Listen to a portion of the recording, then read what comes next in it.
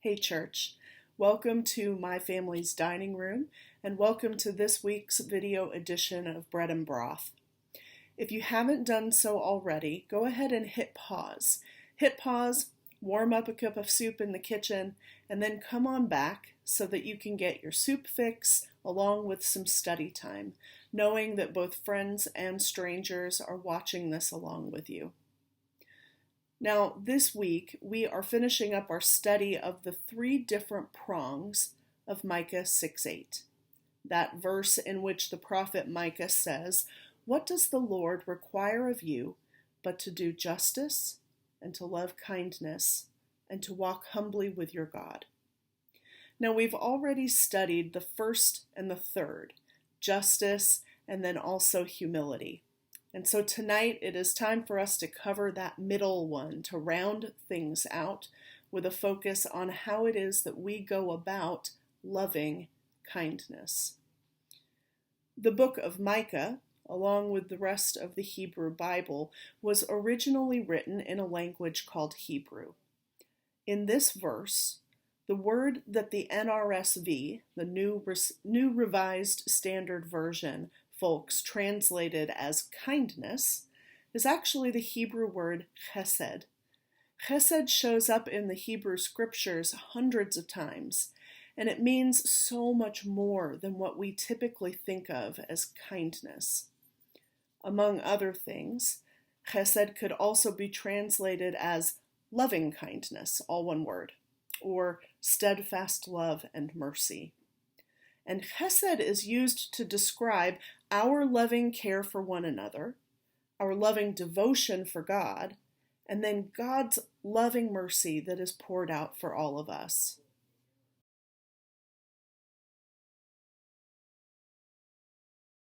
That means that loving kindness, loving chesed, isn't the same thing as being nice.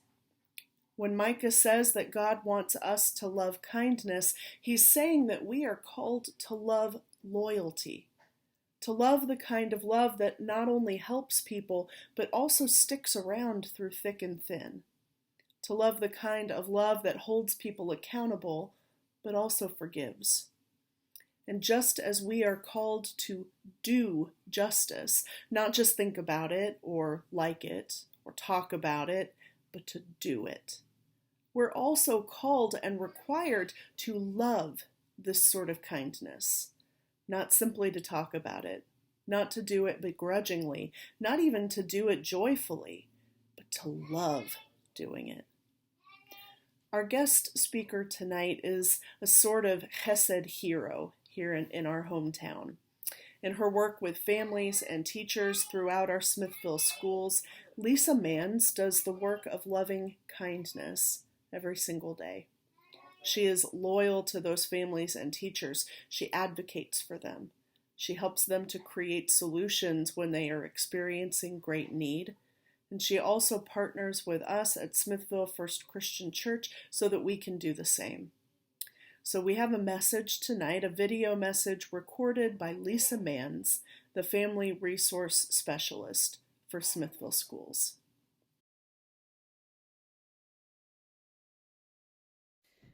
Hello, First Christian Church. My name is Lisa Manz, and I am the Family Resource Specialist from the Smithville School District. I am making a video for you tonight because I'm not able to be there in person tomorrow night as we had once planned to talk about compassion and serving of our community, as well as the partnership that our school district has with your church. When I had first thought about how I was going to have this video go, a lot of things in the world were a little more normal than they are today. So I'm going to talk a little bit about where we are now with what is actually going on and what kinds of things the church has obviously already stepped up and done, but other things that maybe will be needed in the future. So right now, I know that the First Christian Church had volunteered to make the lunches for our students, and we really, really appreciated that. But due to the numbers that we have and knowing all of our students and the free and reduced lunch kids, we decided as a school district to partner with our actual own cafeteria people and help them stay employed and have them provide these meals for our students. We have also now found a way to partner still with our bus drivers to make sure that we can put these meals on the bus driving routes, because obviously nobody knows the routes or where our children live more specifically than our bus drivers. So we have actually just tried to pull our resources in all avenues the last couple of weeks. And I just want to say thank you to the First Christian Church for still having the food pantry open. I know that there is a lot of elder population that actually volunteers on a weekly basis in the food pantry. And I know that some of the elders are obviously the most at risk right now. And so I really just want to say thank you for allowing some younger people in the community that wanted to step up and help continue to keep that open, because we have a lot of families out there that have come to rely on the food pantry as one of their main food sources on a weekly basis. And so just to have it completely shut down without warning or no notice would be really hard on our families, but more so right now because there's lots of people that are laid off and lots of people don't have jobs, and the restaurants that had jobs obviously can't open and have people in. So of course, most of their meal counts have been cut in half. And that's another way that we can help out as a community. We can continue to order foods and support our small businesses so that they can stay open and continue to pay their employees. So right now, I would say the church is a place where people can look for hope. This is our time to shine. This is our time to do what God has called us to do, to reach out and take care of his people and feed others and show others that we care. And no one does that better in our community than your church. You do that every day by allowing families to come into your doors and help with whatever needs they have. You guys have provided the school district with numerous things. Whenever I need brand new shoes for kids, your guys' organizations at your church have been more than willing to write checks and help out with those things. When we've had kids that needed calculators, you guys stepped up and made sure that our kids had calculators. I am looking at maybe in the future, not necessarily a lot of just monetarily things that we need from your church, but more community involvement. Maybe we have a lot of kids that are behind in their reading and behind in their math.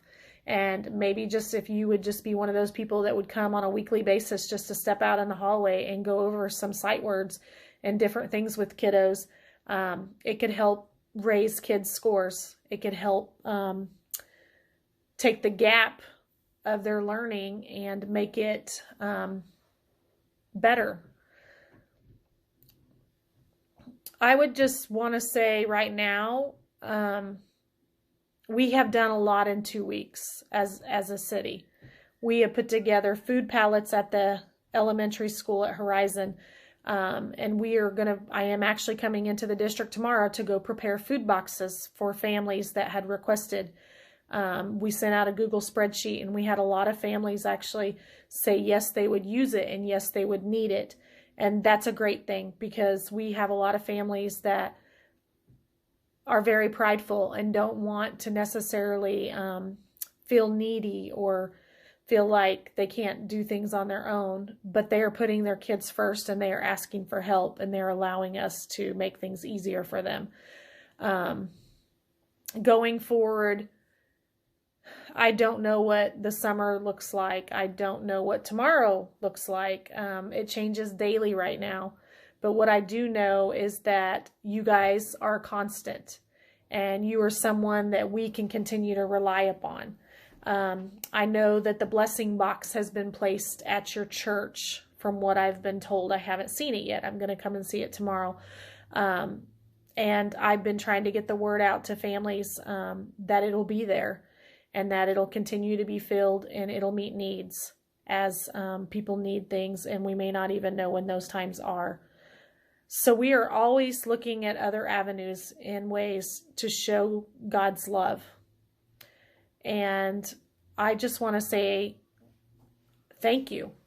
And I know that there's a lot of other things that I anticipated on having a conversation with your church about, other ways to help partner with Maple. Maple Elementary is your partnered school.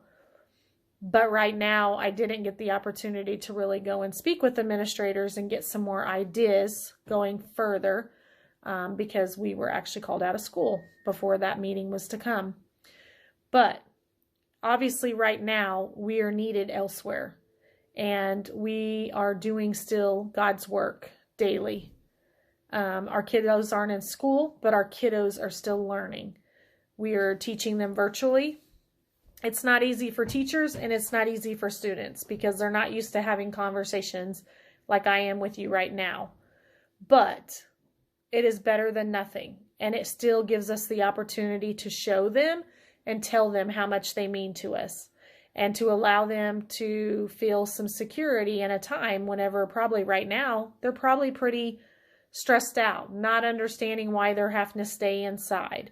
Not understanding maybe why mom and dad are home and why everybody's home so many days in a row. I mean, these things are very confusing for kids, as well as a lot of adults. Not a lot of adults have seen times like this as well. So I would say right now, there's a lot of fear out there.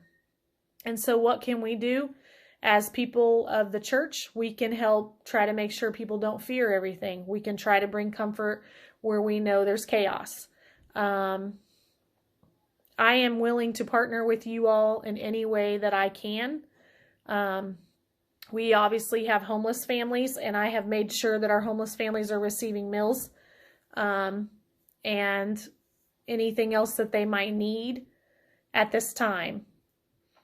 One thing good is a lot of people are not moving right now, and if someone needed to move or was supposed to move, then they're probably not moving, and they're pretty safe to stay where they are. And I don't know of any families right now that are displaced in our community, so that's a good thing. I think everybody pretty much does have some type of shelter and is in safety at this time.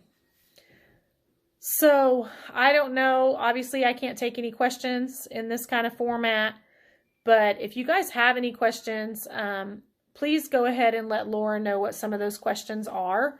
And if you guys have ideas on some other ideas of things that you might personally want to do to help serve at the school district level, I'm thinking even the book fairs.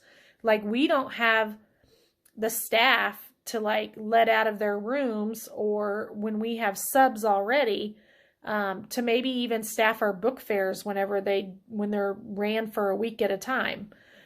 So even just having some people who like reading, or maybe did the book fair at some point before, if they would like to come and volunteer and say, hey, when your book fair runs for the 2 times a year, I'm more than willing to come and work the book fair. So even just those kinds of events, it would be helpful. And I would like to see more people from the church in the schools. Many thanks to Lisa for taking the time out of what has been a crazy few days to record that message for us. Once things get a bit closer to normal, or whatever normal is going to be, she's going to send another message with more ideas for how we can be Chesed heroes for the students and the teachers at Maple Elementary.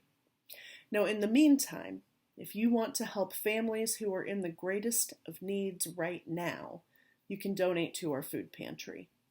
We continue to serve the community on Tuesday mornings from 9 to 11 a.m. through a drive-up version of our pantry. And we're also able to continue serving every day of the week through the blessing box that is located in our parking lot.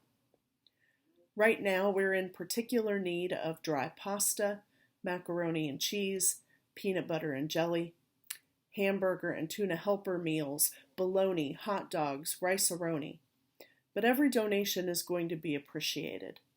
And we also ask that you would remember, our church as a whole will still need continued financial support during the shutdown, because as wonderful as food donations are, they don't keep the lights on or the power running to the pantry's many refrigerators and freezers. Financial donations for the pantry or for the church in general can be mailed by check, or they can be given via our online giving system, which you can find at our website, www.smithvillefcc.org. We'll see you on Sunday during our video worship. And so now I ask that you would be well, that you would stay home if you can, serve God by loving kindness in all that you do, and keep on washing those hands. Peace.